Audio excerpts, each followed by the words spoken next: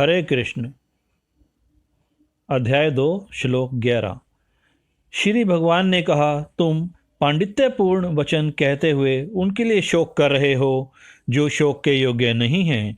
जो विद्वान होते हैं वे न तो जीवित के लिए न ही मृत के लिए शोक करते हैं। तात्पर्य, भगवान ने तत्काल गुरु का पद संभाला और अपने शिष्य अर्जुन को अप्रत्यक्षतः मूर्ख कहकर डांटा। उन्होंने कहा, तुम विद्वान की तरह बातें करते हो, किंतु तुम यह नहीं जानते जो विद्वान होता है, अर्थात जो यह जानता है कि शरीर तथा आत्मा क्या है, वह किसी भी अवस्था में शरीर के लिए, चाहे वह जीवित हो या मृत, शोक नहीं करता। यह शरीर जन्मता है और आज या कल इसका विनाश निश्चित है। अतः शरीर उतना महत्वपूर्ण नहीं है जितना कि आत्मा है। जो इस तथ्य को जानता है वही असली विद्वान है और उसके लिए शोक का कारण नहीं हो सकता। श्लोक 12। ऐसा कभी नहीं हुआ कि मैं न रहा हूँ या तुम न रहे हो, अथवा ये समस्त राजा न रहे हों, और ऐसा न हुआ कि भविष्य में हम लोग नहीं रहेंगे। अर्थात भगवान यह स्पष्ट करते हैं कि वह स्वयं, अर्जुन तथा युद्ध भूमि में एकत्र सारे राजा शाश्वत प्राणी हैं और इन जीवों की बद्ध तथा मुक्त अवस्थाओं में भगवान ही एकमात्र उनके पालक हैं। भगवान परम पुरुष हैं तथा भगवान का चिरसंगी अर्जुन एवं वहाँ एकत्र सारे राजागण शाश्वत पुरुष हैं। ऐसा नहीं है कि भूतकाल में प्राणियों के रूप में अलग अलग ये सब उपस्थित नहीं थे, और ऐसा भी नहीं है कि ये शाश्वत पुरुष बने नहीं रहेंगे। उनका अस्तित्व भूतकाल में था और भविष्य में भी निर्बाध रूप से बना रहेगा। अतः किसी के लिए शोक करने की कोई बात नहीं है। श्लोक 13। जिस प्रकार शरीरधारी आत्मा इस शरीर में बाल्यावस्था से तरुणावस्था में और फिर वृद्धावस्था में निरंतर अग्रसर होता रहता है, उसी प्रकार मृत्यु होने पर आत्मा दूसरे शरीर में चला जाता है। धीर व्यक्ति ऐसे परिवर्तन से मोह को प्राप्त नहीं होता। अर्थात प्रत्येक जीव एक व्यष्टि आत्मा है। वह प्रतिक्षण अपना शरीर बदलता रहता है, कभी बालक के रूप में, कभी युवा तथा वृद्ध पुरुष के रूप में। तो भी आत्मा वही रहती है, उसमें कोई परिवर्तन नहीं होता। यह आत्मा मृत्यु होने पर एक शरीर को बदलकर दूसरे शरीर में चली जाती है, और चूंकि अगले जन्म में इसको शरीर मिलना अवश्यम भाई है, चाहे वह शरीर आध्यात्मिक हो या भौतिक। अतः अर्जुन के लिए न तो भीष्म न ही द्रोण के लिए शोक करने का कोई कारण था, अपितु उसे प्रसन्न होना चाहिए कि अपने पुराने शरीरों को बदलकर ये सब लोग नए शरीर ग्रहण करेंगे और इस तरह नई शक्ति प्राप्त करेंगे। ऐसे शरीर परिवर्तन से जीवन में किए कर्म के अनुसार नाना प्रकार के सुखोपभोग या कष्टों का लेखा हो जाता है। चूँकि भीष्म व द्रोण साधु पुरुष थे, इसलिए अगले जन्म में उन्हें आध्यात्मिक शरीर प्राप्त होंगे, नहीं तो कम से कम स्वर्ग में भोग करने के अनुरूप शरीर तो प्राप्त होंगे ही। अतः दोनों ही दशाओं में शोक का कोई कारण नहीं था। जिस मनुष्य को आत्मा, परमात्मा तथा भौतिक तथा आध्यात्मिक प्रकृति का पूर्ण ज्ञान होता है, वह धीर कहलाता है। ऐसा मनुष्य कभी भी शरीर परिवर्तन के द्वारा ठगा नहीं जाता। श्लोक 14। हे कुंती पुत्र, सुख तथा दुख का क्षणिक उदय तथा कालक्रम में उनका अंतर ध्यान होना सर्दी तथा गर्मी की ऋतुओं के आने जाने के समान है। हे भरतवंशी, वे इंद्रिय बोध से उत्पन्न होते हैं और मनुष्य को चाहिए कि अविचल भाव से उनको सहन करना सीखे। अर्थात कर्तव्य निर्वाण करते हुए मनुष्य को दुख तथा सुख के क्षणिक आने जाने का सहन करने का अभ्यास होना चाहिए। वैदिक आदेश के अनुसार मनुष्य को जनवरी फरवरी के माह में भी प्रातःकाल स्नान करना चाहिए। उस समय अत्यधिक ठंड पड़ती है, किंतु जो धार्मिक नियमों का पालन करते हैं वे स्नान करने में तनिक भी नहीं झिझकते। जैसे एक गृहिणी भीषण से भीषण गर्मी में भी भोजन पकाने से नहीं हिचकती है।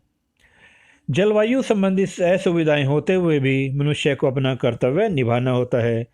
इसी प्रकार युद्ध करना क्षत्रिय का धर्म है।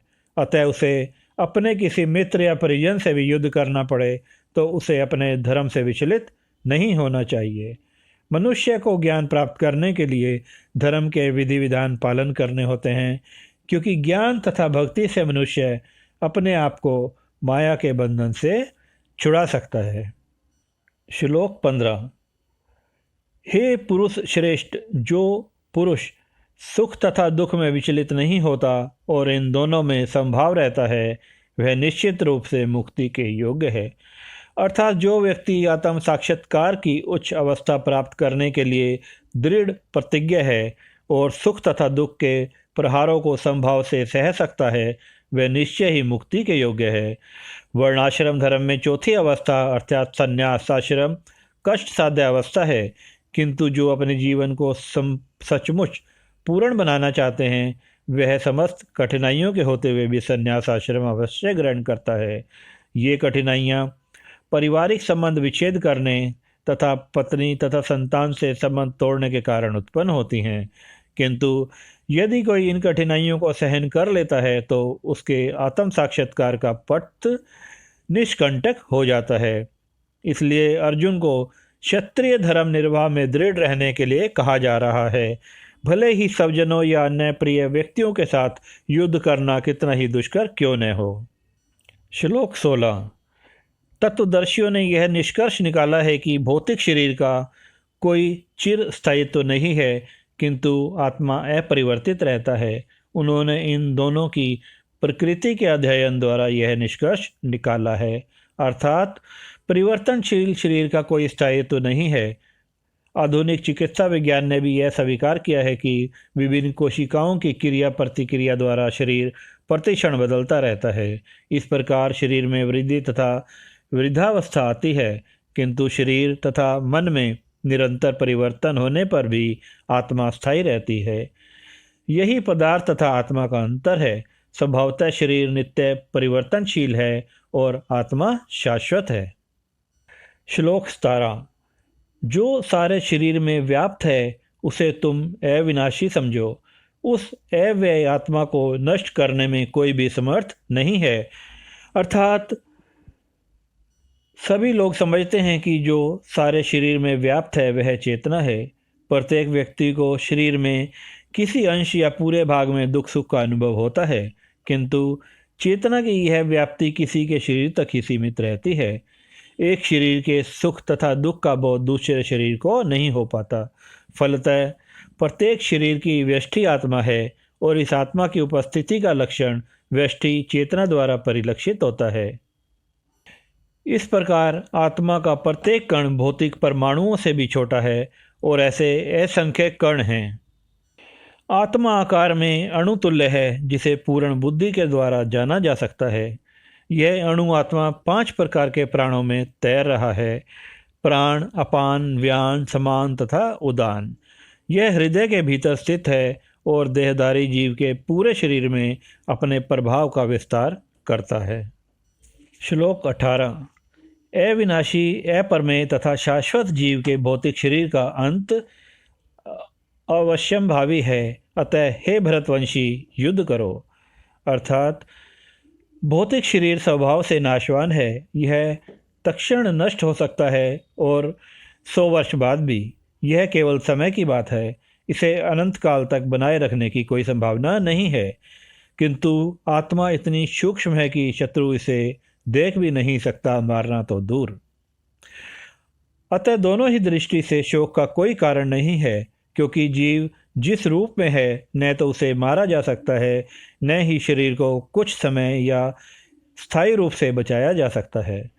पूर्ण आत्मा के सूक्ष्म कण अपने कर्म के अनुसार ही यह शरीर धारण करते हैं, अतः धार्मिक नियमों का पालन करना चाहिए।